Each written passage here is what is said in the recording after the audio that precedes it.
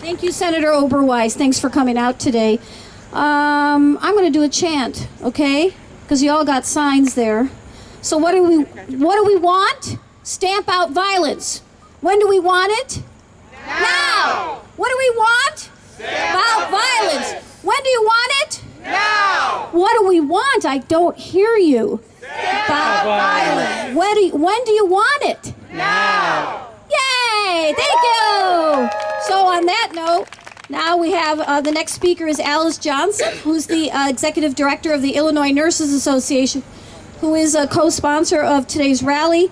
She's a labor attorney and has been representing nurses for over 14 years in the numerous forums.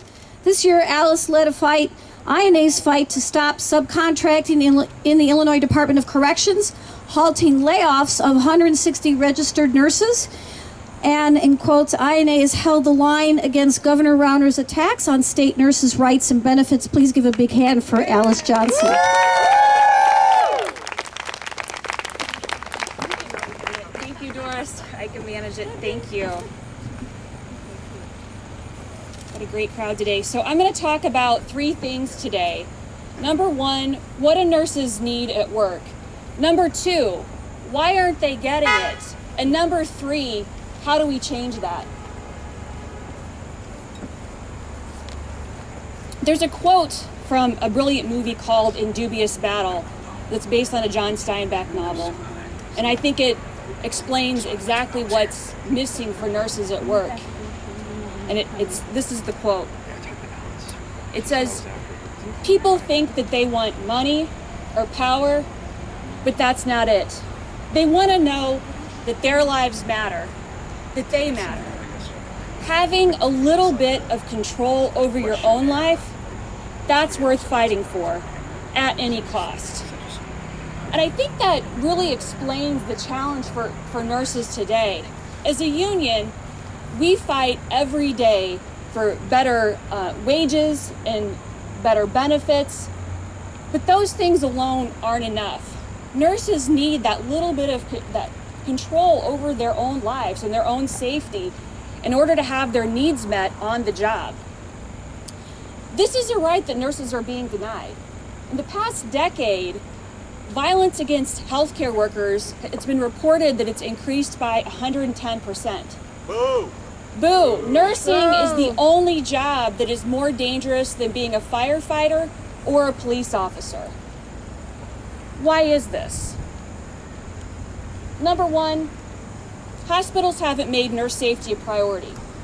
Recognizing a problem means doing something about it, and doing something about it costs money. We all know that if there's more staff, then the staff are less stressed out, nurses are less stressed out, patients are less stressed out. It's less likely to lead to a situation that causes violence. And if violence does occur,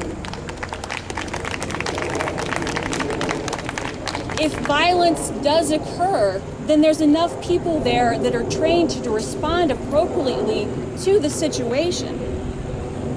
What else is standing in the way of what nurses need at work? Nurses get blamed when violence occurs.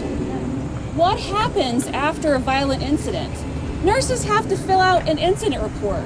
What does the incident report ask you? It asks you, what could you have done differently? What would you do differently next time? And what do you think when you read that? You think, I must be responsible in some way. There's something I could have done to stop this. What is it? And also, we blame ourselves. And that's human nature. When bad things happen, it's normal to think that there's something that you could have done and to feel a sense of responsibility. That's not our fault. That's not a bad thing. That's just our brains trying to protect us. Our minds try to find a way for us to have some control over the situation. Because the reality is that if we're not responsible, that means that we couldn't have stopped it from happening, and we can't stop it from happening in the future. And our minds don't want to face that reality because it's a scary reality. Also, employers have to start listening to nurses. That's right. That's right. A number of years ago, I represented a nurse who had ordered that a patient be put in restraints. The patient was showing clear signs of escalation and had a history of violence. The patient was kicking and spitting at other people, and the nurse ordered restraints in order to keep herself, the other staff, and the other patients safe. The employer fired her, stating that restraints weren't necessary in that situation. None of the people who were a part of the decision-making process that took away her job were present on the unit that night that she ordered those restraints.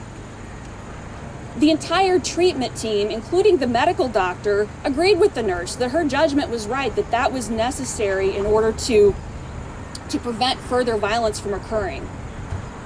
So finally, I'm going to talk about what do we do? How do we change this? Well, first of all, none of this is going to happen by ourselves. Together, we can make it. We can make changes. So I'm going to give you a few things that you can take with you and do that can help make us for a safer workplace. Number one, examine your employer's policy and programs for workplace safety and demand that they follow them. Number two, find your workplace safety committee and get involved. OSHA recommends that workplace safety committees include employee involvement. If your employer doesn't have nurses on that committee, that's not good enough. You have to demand more. Right. And finally, we have to raise our standards for ourselves and for each other. Support precedes action. So I'm going to invite you to do something now to practice. We're going to exercise our ability to support each other. I'd like you to turn to a person that's next to you and introduce yourselves. All right. Now tell them, now let them know that they deserve to be safe at work. Say those words to them. I will hurt somebody.